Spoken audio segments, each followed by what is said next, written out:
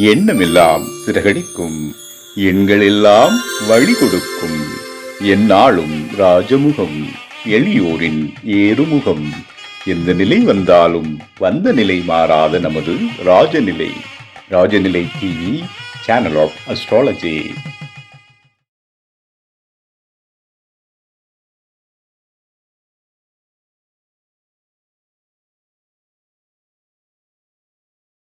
வாழ்க வையகம், வாழ்க வையகம், வாழ்க வளமுடன். என் அம்மா அப்பா பாதம் பணிந்து வணங்குகிறேன். உலகெங்கும் உள்ள ஜோதிட குருமார்கள் அனைவருக்கும் என் அன்பான வணக்கம்.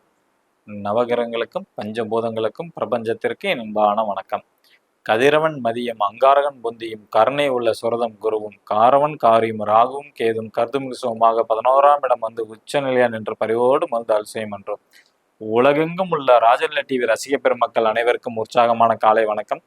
இன்று பிறந்தநாள் மற்றும் திருமணநாள் கொண்டாடும் அனைவருக்கும் ராஜநிலை டிவி சார்பாக வாழ்த்துக்களை சொல்வது சொல்வாக்கு ராஜநிலை ஜோதிடர் ஜி செந்தில் ரிஷி, திருச்சி.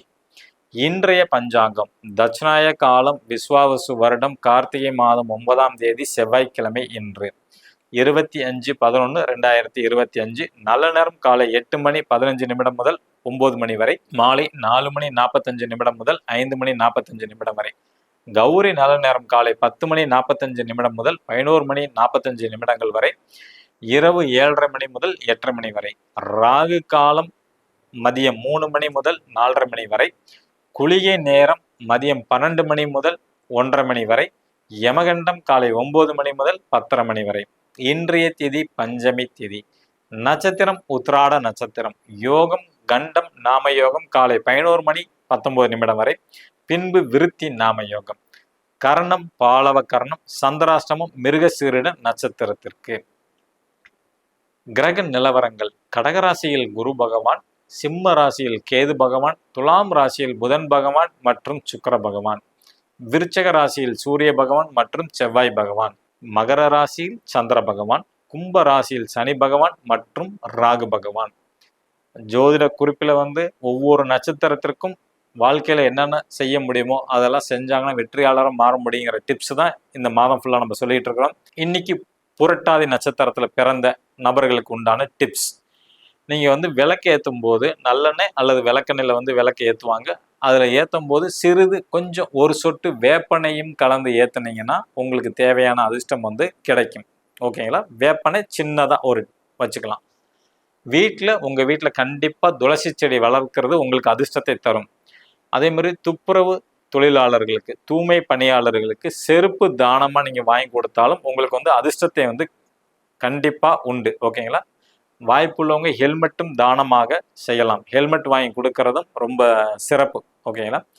பட்டாசு வெடிக்கிறது அல்லது ஆதரவற்ற குழந்தைங்களுக்கு பட்டாசு தானமாக கொடுக்கறது வருஷத்துக்கு ஒரு தடவை.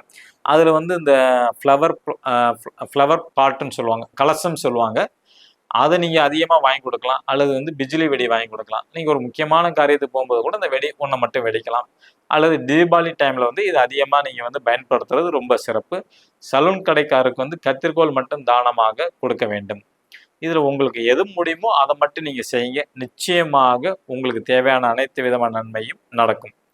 புதுசாக பார்க்கக்கூடிய நம்ம ராஜநிலை டிவி நண்பர்கள் நம்ம எண்களை பர்மனன்ட் மார்க்கரை பயன்படுத்தி உங்களோட மணிக்கட்டு பகுதியில் எழுதுங்க. எழுதும்போது உங்களோட கோரிக்கையை நினைச்சுக்கிட்டு எழுதுங்க. நிச்சயமாக அது செயல் ஆகும். மேசராசி நண்பர்கள் என்று பயன்படுத்த வேண்டிய ராஜநிலையின் அதிர்ஷ்ட எண் 97. ரிஷபராசி நண்பர்கள் என்று பயன்படுத்த வேண்டிய ராஜநிலையின் அதிர்ஷ்ட எண் 74.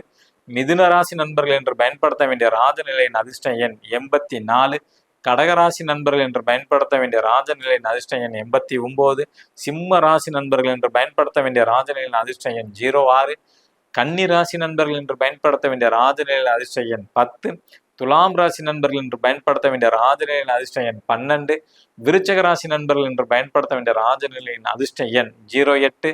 தனுசு ராசி நண்பர்கள் என்று பயன்படுத்த வேண்டிய ராஜநிலையின் அதிர்ஷ்ட எண் 42. மகர ராசி நண்பர்கள் என்று பயன்படுத்த வேண்டிய ராஜநிலையின் அதிர்ஷ்ட எண் 64.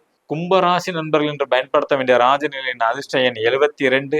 மீனராசி நண்பர்கள் என்று பயன்படுத்த வேண்டிய ராஜநிலையின் அதிர்ஷ்ட எண் 41.